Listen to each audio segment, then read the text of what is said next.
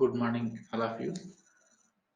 In the last sessions, we have started our discussion regarding power electronics. In that, mainly we have started with the importance of power semiconductor devices in power sector and domestic sector.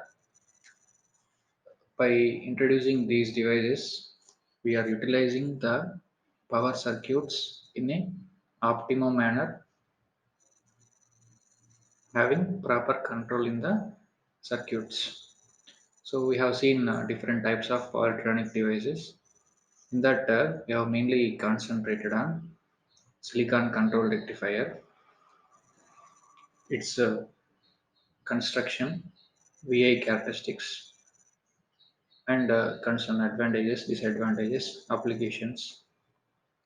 For conduction of silicon control rectifier, mainly the device has to be forward biased and we need to apply a gate signal. So the device has to be forward biased and we need to apply gate signal. So depending on the instant where we require conduction, at that time we are applying gate pulse across the ACR. With that, the circuit will be in conduction. The ACR will be in conduction. Current flows from anode to cathode. And after that, we discussed other powertronic devices, GTO ACR, MOSFET, diac, triac, and other devices, their construction, layer structure, concerned circuit operation, and their advantages, disadvantages in detail. Mainly, SCR will be used in circuits where we require control in circuit operation. Required power operations, power control will be getting by using SCR. But the limitation with SCR is we are having control only in turning on of the device. We are having control on the turning on of the device. After once the SCR is fired, the gate has no impact in the operation of the silicon control rectifier. To alleviate that problem, we have gone to the GTO. GTO is a gate turn off thyristor. So GTO will be providing extra feature that by using negative pulse we can turn off the GTO. But with this turning on and turning off, we are having control only in the forward bias operation. That is positive half cycle of AC supply only we can operate. But coming to negative supply, we are not having any control with the GTO. So to alleviate that problem, we have gone to DIAC. DIAC is a powertronic device. It is also operate like a diode in the both the positive and negative half cycles. But with the diode, we are not having any control in the circuit operation. Once the supply voltage exceeds the cutting voltage of the diode will be conducting. But we are not having any control in the circuit operation. For that, we have gone through the triac. Triac is one of the power electronic device. With this, we are having control in the circuit operation of both positive half cycle and negative half cycle. And along with that triac, we are also having one more powertronic device called IGBT. IGBT is nothing but insulated gate bipolar transistor. Insulated gate bipolar transistor. Now we are going to discuss regarding in detail of IGBT.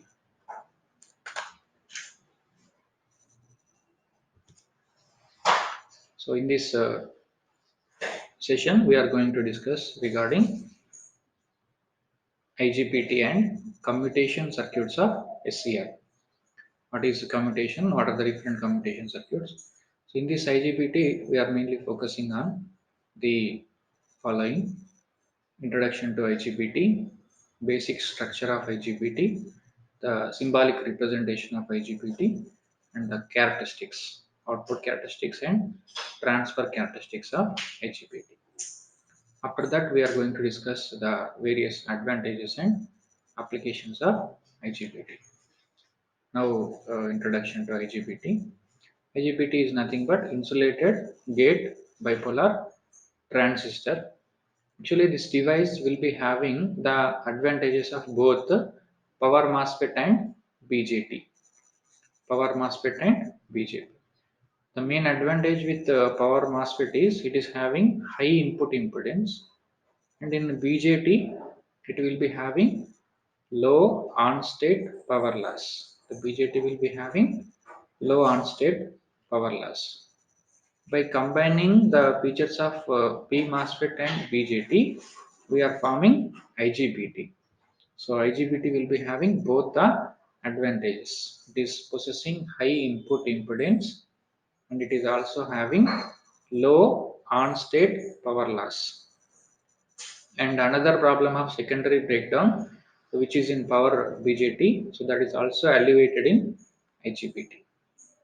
Actually, the in circuit operation we are going to see the device will be conducting, IGBT will be conducting whenever the input voltage, that is gate to emitter voltage, if the input voltage, gate circuit voltage exceeds threshold voltage, the device will be in conduction. That's why it is called a voltage control device. Voltage control device.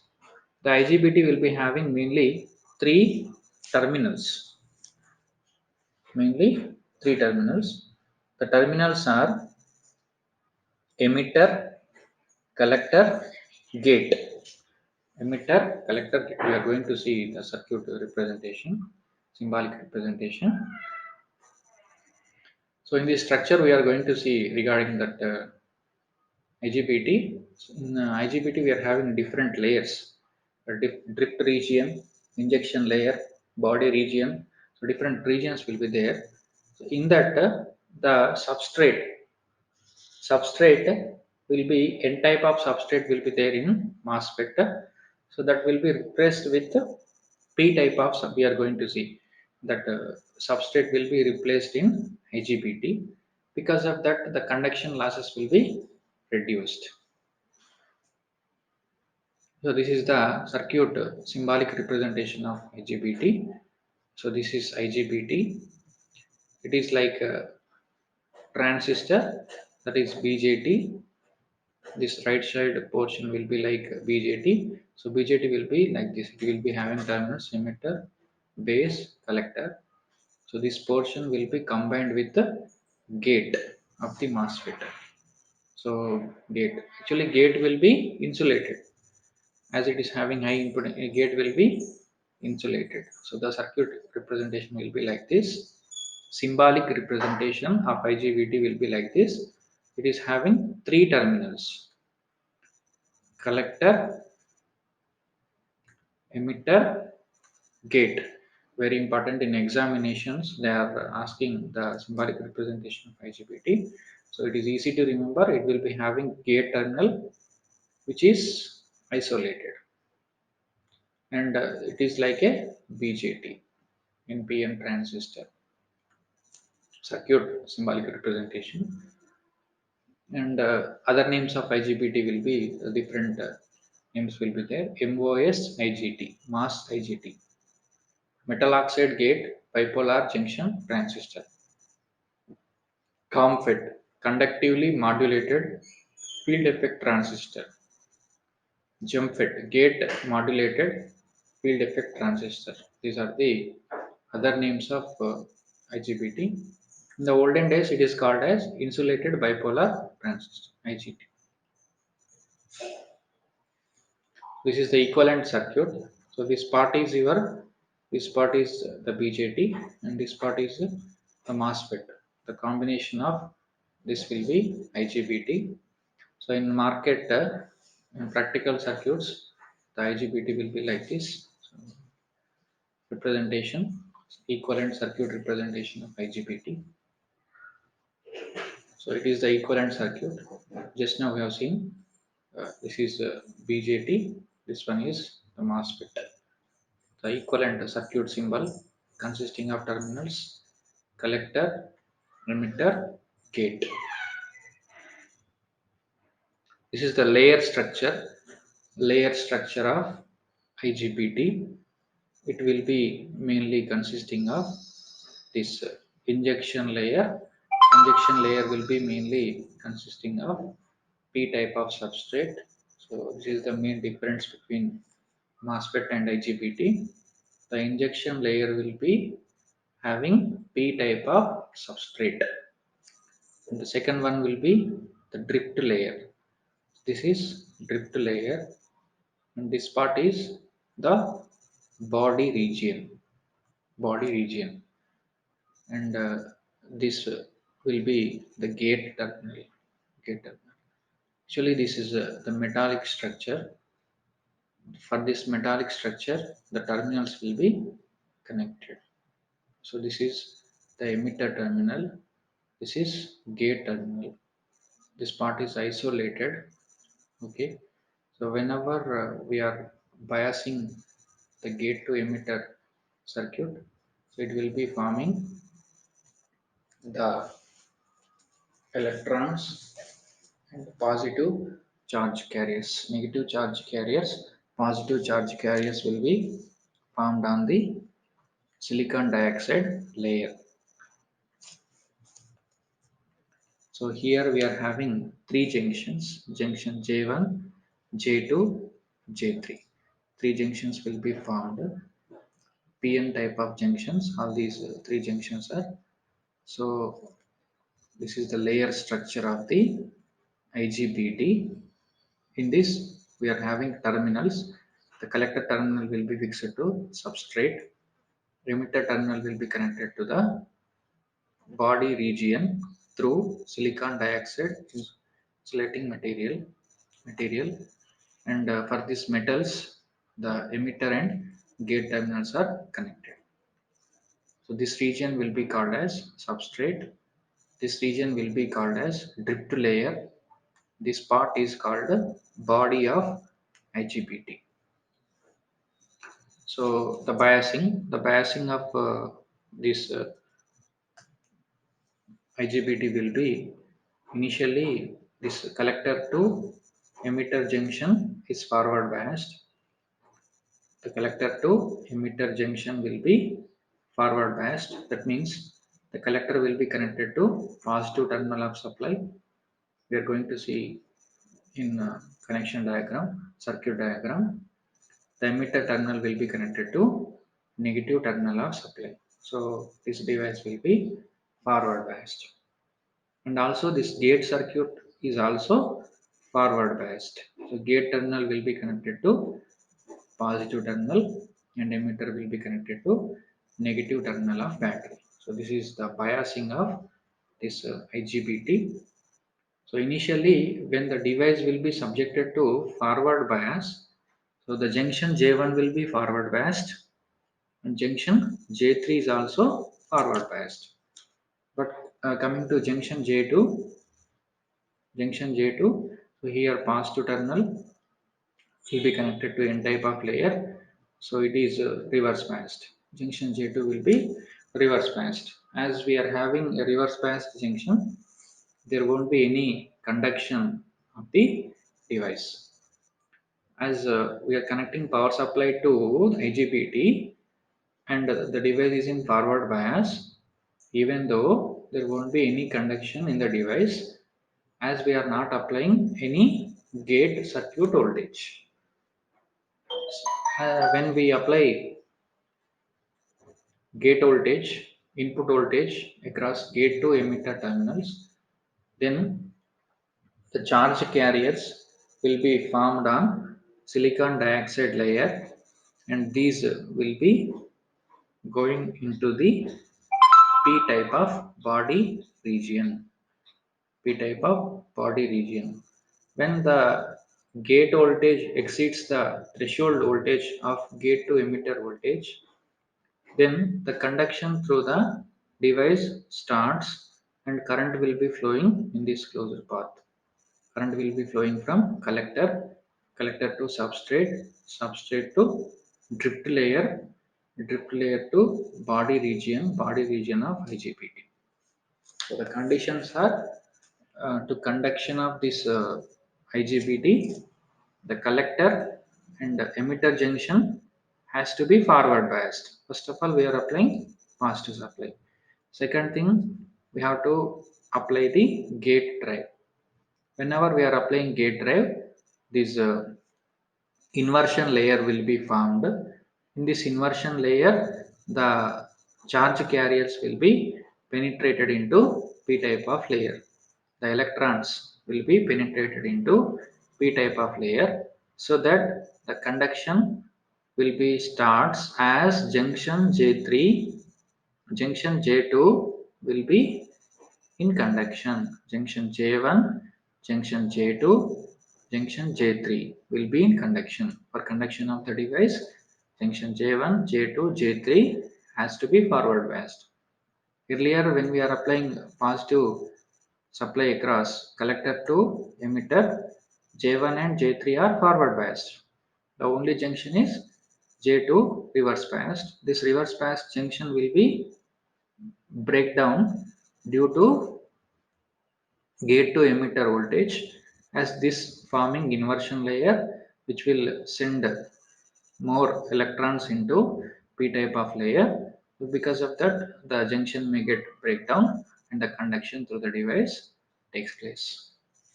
So this is the circuit operation of IGBT. This is circuit operation. It will be operates mainly in two modes. One is non-conduction mode, second one is conduction mode. Whenever the gate drive of sufficient capacity is applied across the device will be operating in conduction mode. So this is the circuit diagram for getting characteristics of the IGBT. So these are the output characteristics. Output characteristics of IGBT. In output characteristics, we are drawing the variation of output current with respect to change in output voltage. As we are increasing the output voltage, how the output current will be changes for different values of input voltage. We are keeping this input voltage as constant and we are observing the variation of output voltage with respect to output current.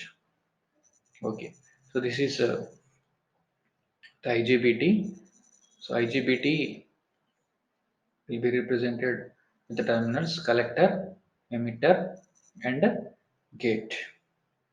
Across this circuit, for this circuit we are biasing. So this output circuit will be connected to a source. This collector will be connected to positive terminal of the supply. Emitter will be connected to negative terminal of battery. So this junction is forward biased.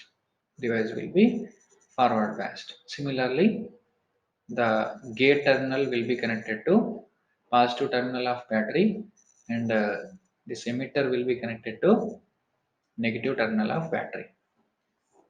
So initially we are keeping the gate to emitter voltage as minimum. Whenever this voltage is kept zero, there won't be any current through the device, even though if we increase the VCC voltage. So the device will not conduct, a minimum current will be flowing through the device. So thus current will be called as leakage current. Leakage current will be due to minority charge carriers through the device. Minority charge carriers through the device. And when we are keeping the input voltage to a small voltage, increase it to a small voltage by varying this gate voltage, which is more than the threshold value of the device. And when we are increasing the VCC, we are observing the variation of current through the device. The current will be increased to value with increasing the output voltage. The current will be increasing with respect to output voltage. The output current will be increasing through the device by increasing output voltage, and it will be maintained as constant. It will be maintained as constant. Again, this Vg will be increased accordingly. The variation of output current will be like this. The different values of input voltage, we are varying the output voltage, and we are plotting the variation of current like this. The current will be increasing for certain value. After that, it will be getting increased.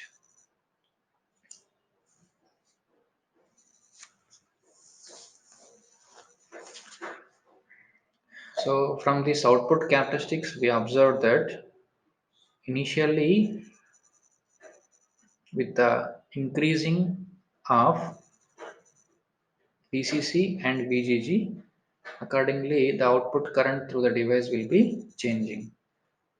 So we are keeping Vg as small value, we are varying VCC, and we are plotting the variation of current in this curve. So this is called output characteristics. If we observe, as we are increasing the input voltage, the collector current through the device increases. Collector current through the device increases. So these are the few observations from the output characteristics. Next, transfer characteristics of the IGBT. Transfer characteristics are nothing but how the output current, the collector current will be changing with respect to input voltage. With respect to input voltage. In this output characteristics, we are plotting the variation of output current with respect to output voltage. Output current with respect to output voltage. In transfer characteristics, we are plotting the variation of output current with respect to input voltage. With respect to input voltage, how the output current will be changing. So we are keeping this VCC as constant, and when we are increasing this input voltage, how the collector current will be changing. The device is already forward biased, and with increasing this input voltage, at certain point the current initially it will be zero, and when we are increasing this VGG input voltage, at certain point whenever the input voltage exceeds the threshold value of the voltage, the conduction through the device starts. The conduction through the device starts, and the current increases to a large value. So these are the transfer characteristics of the IGBT. So from this in this output and transfer characteristics, we observed that initially when we are forward biasing the device, our device will not be conducting. As we are applying this input voltage, gate to emitter voltage, due to formation of layer, inversion layer across the silicon dioxide layer, the conduction starts and current will be flowing through the device. So whenever the gate to emitter voltage exceeds the threshold value, the device will be conducting. So in this, the current flow will be mainly due to holes and electrons, but the current flow due to holes will be very low, as these are minority charge carriers. The main current will be due to electrons.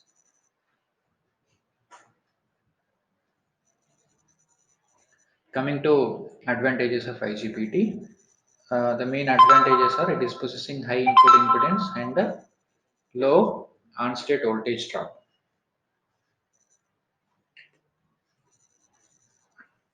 And it will be having superior on-state current density. It is also having low driving power. As the voltage drop is low, driving power is also low. It is having excellent forward and reverse breakdown capabilities.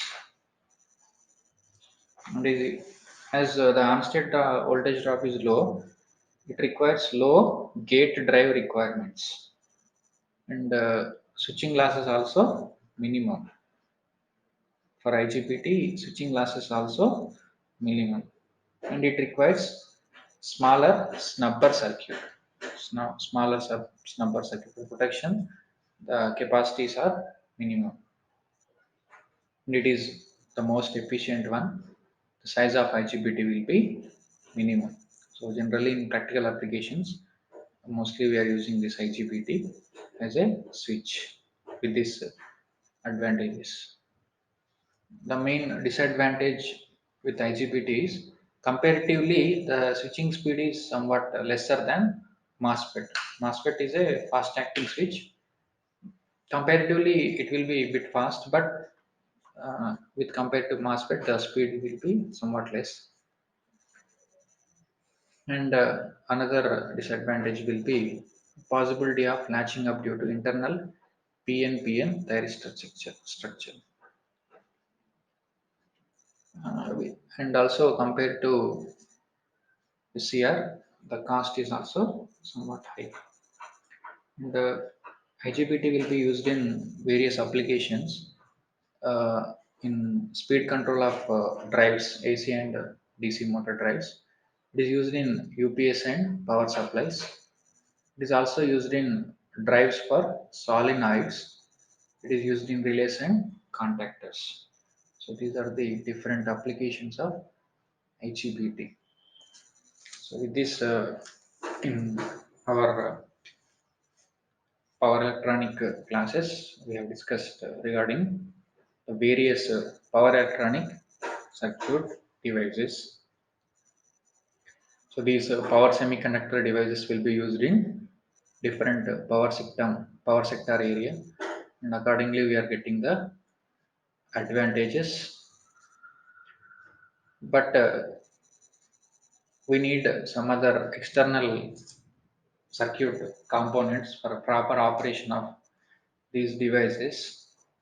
As we discussed in the starting, SCR will be having control in the conduction. That means by using a gate circuit, we are providing the firing signal. Once the device will be fired, it will be conduction. Once the SCR is in conduction, it won't having it won't have any control in the operation of gate terminal. Gate terminal will be used only for triggering, turning on of the device. Once the device is turned on, the gate will not have any function. To turn off the device, we need another circuit for SCR. So that turning off process is called commutation. Commutation of SCR will be needed for reliable operation of the circuit. To get required output voltage, we need to turn on the ACR and we need to turn off the ACR in the circuit operation in larger circuits. So for that, we need commutation circuits. Now we are going to discuss regarding the process of commutation and the types of commutation in detail. Commutation is nothing but it is a process of turning off of SCR. Turning off means bringing the SCR from conduction state to forward blocking state. Forward conduction state to forward blocking state. So this is the process we are calling it as turning off. So the turning off process of SCR is called a commutation. Commutation. And for turning off, there won't be any switch for SCR. For turning on, we are having gate. For turning off, we are not having any terminal in SCR. So for that, we are using some other external methods for turning off of the SCR. We are going to discuss the different methods which are having for turning off of the device.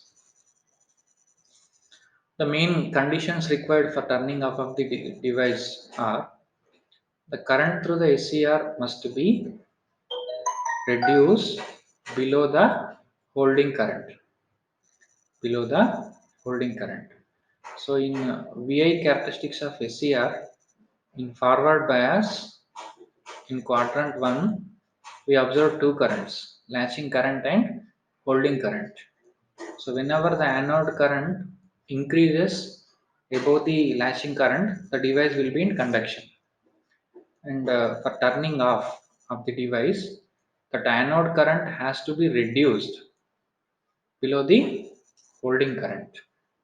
The anode current has to be reduced below the holding current. This is one of the condition. And another condition is the SCR must be kept in reverse biased for a time which is more than turn off time of the device. So this is for it may recover the stored charges. May recover the stored charges. If there is any stored charges in the device, that may again turn on the device. So for that we have to wait for a time which is more than circuit turn off time of the device turn off time of the device. Circuit turn off time should be more than device turn off time. This is another condition.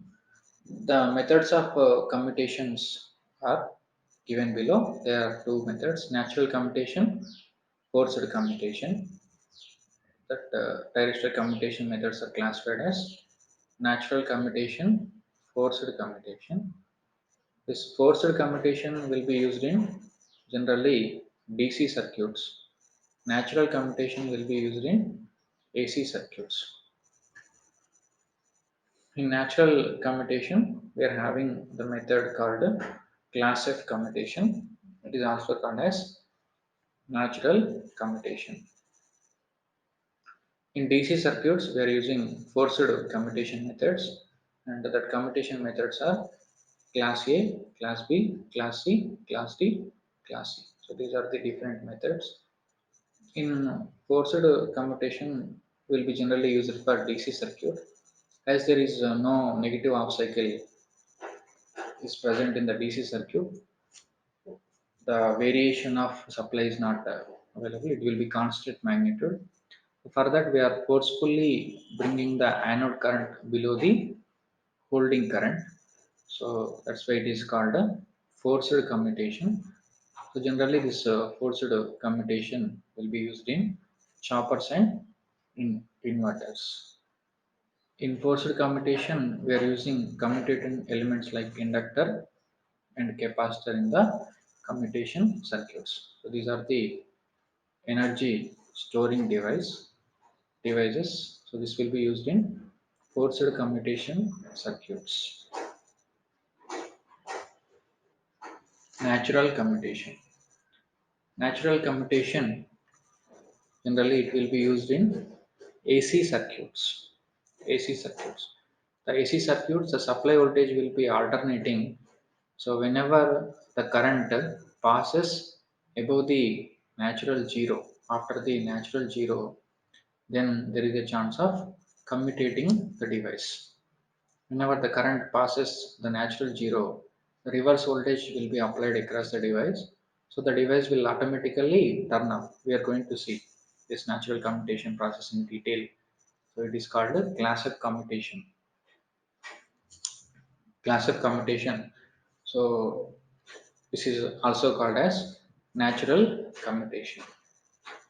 So here we are keeping a silicon control rectifier. So that is our thyristor, which is connected to a AC supply.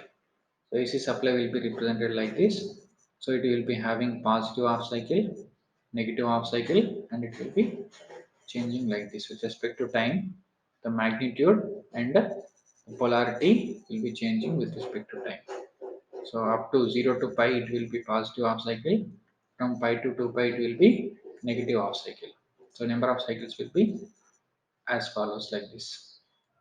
So whenever we are applying supply voltage across the thyristor, from 0 to pi it will be forward biased. So here we are having a triggering circuit that is not shown. So inbuilt it will be having that firing circuit. So whenever we are applying the firing signal, so assume we are applying firing signal at alpha is equal to 0. So the device will be conducting and the supply voltage will be appeared across the load. Supply voltage will be appeared across the load. So this voltage will appear across the load. The current flows to the circuit. So this will be the load current will be flowing through the circuit. By neglecting a small voltage drop across the thyristor, so almost supply voltage will be appeared across the load.